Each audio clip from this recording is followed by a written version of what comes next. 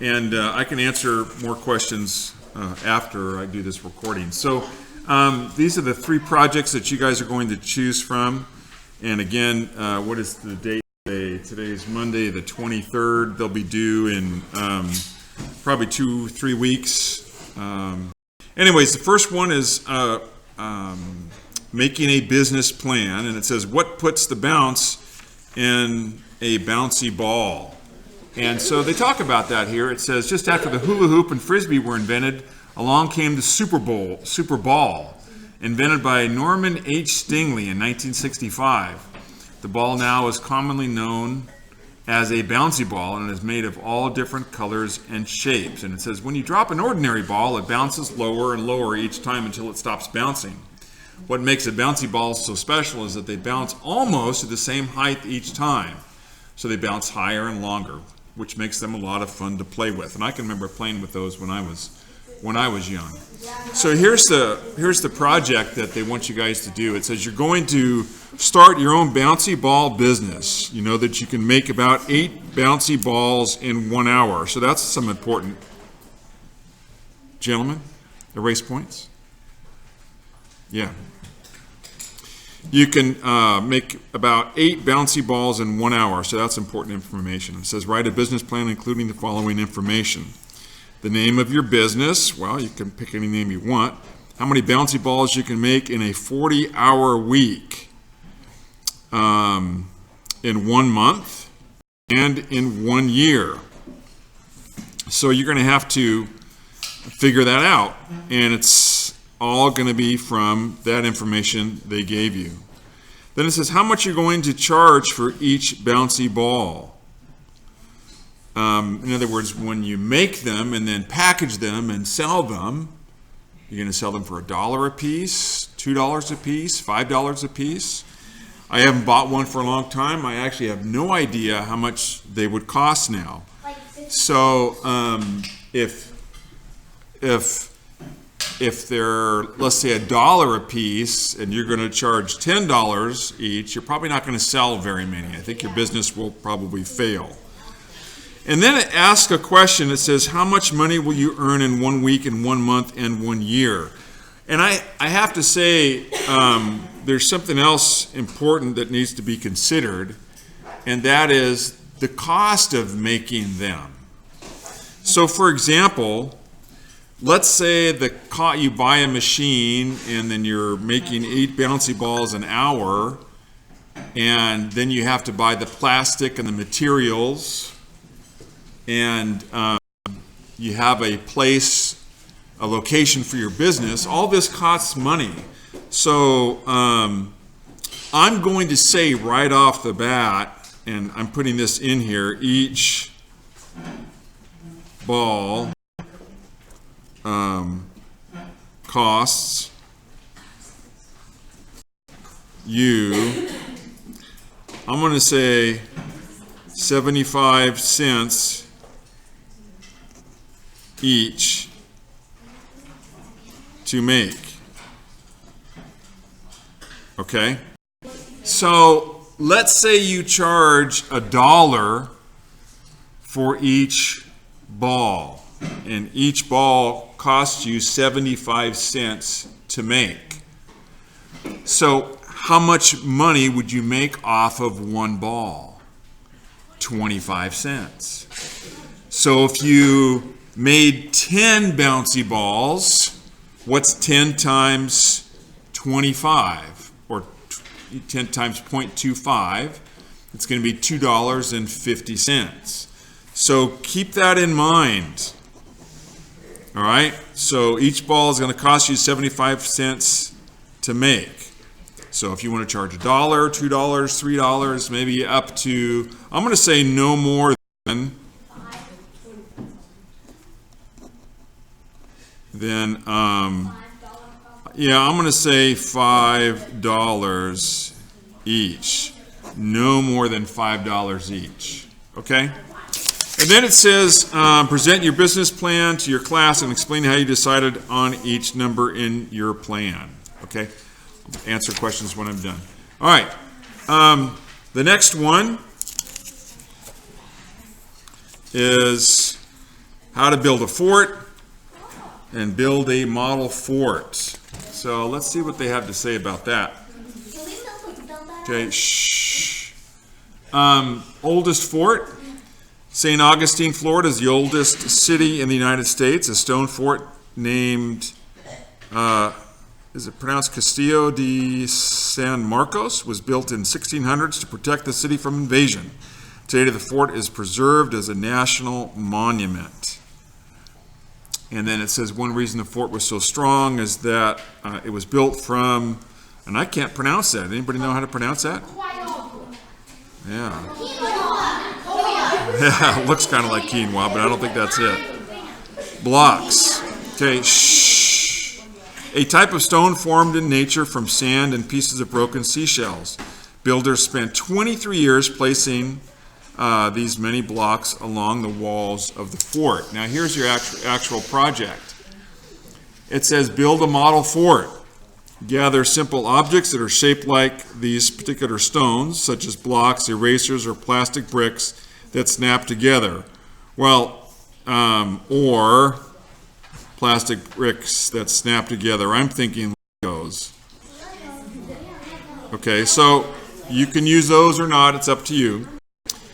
Okay, use the objects to build a model fort. You can make it look like this particular fort or another shape. It's up to you. And then it says, suppose that you're going to show other groups of students at your school how to make a model identical to yours. Count the number of each items that you use to make your model. So if you're making this, let's say out of Legos, you're going to count how many Legos that you actually use. Then make a table that shows the number of each item needed so that after an after-school club of 8 students and a scout troop of 12 students and a social studies class of 20 students and 2 art classes with a combined total of 25 students could make exact replicas of your model. So obviously, let's say, just for example, you use 250 Legos. Okay? So, if you need to show them the exact number that you used, and you're going to start with an after-school club of 8 students, you're going to have to multiply 8 by 250, or 250 by 8, so they know how many Legos they would need. And then if it was a scout troop, again, you'd multiply it by 12. A social studies class, you're going to multiply it by 20. So you're going to need a large amount of Legos for each of these groups. And then it says 2 art classes with a combined total of 25 students. So I don't think they're saying 50 students. That's kind of confusing the way they worded that there. It says a combined total of 25 students. So that'd be the last number that you would multiply however many Legos you use. And I just threw up 250.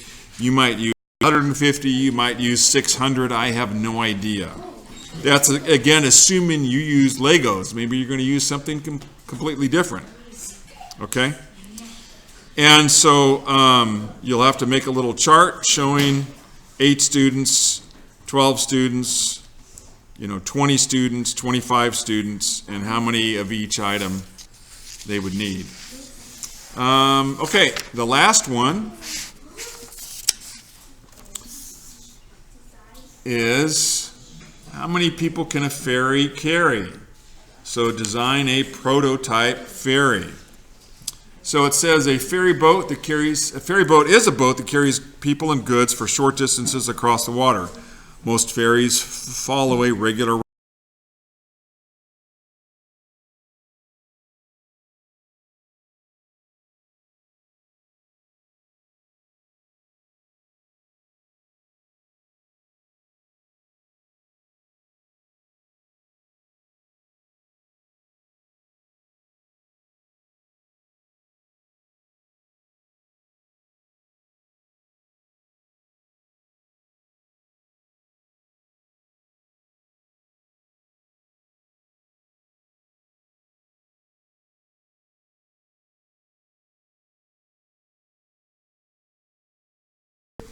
So you guys all know what a penny is.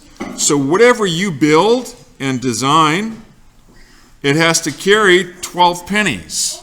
In other words, if you put 12 pennies in it and it sinks, you failed. So you're actually going to have to, build yourself some kind of ferry, a boat, you're going to put it in the water. Okay? And it's going to have to carry 12 pennies. And I'll supply the pennies, or you can, it doesn't matter to me. And I suppose for fun, we could actually do it in class and see if it sinks or not. Hopefully by then you would know. I'll answer the questions when I'm done here. Okay, use simple materials such as aluminum foil or wrapping paper, soap, wax candles, or crayons. Test your prototype with the water. And revise, which means change your design as needed. So let's say the first time you make it, it sinks. Mr. Kimmel sat on it. I mean, it just like goes down right away. And then, and then the second time it holds, let's say, 6 pennies, and the third time it holds 10, and the fourth time, finally you're able to make a design that holds 12 pennies.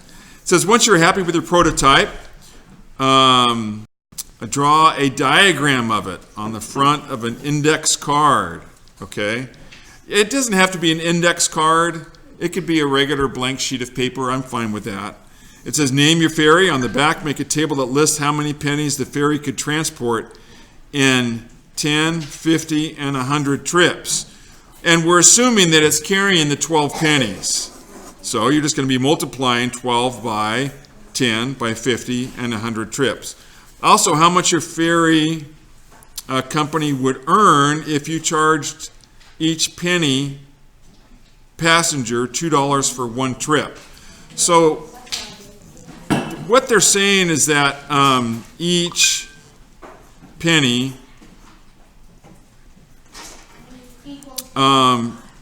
is, yes, $2. That's what they're saying. So, for example, one trip with 12 pennies would be $20. Okay?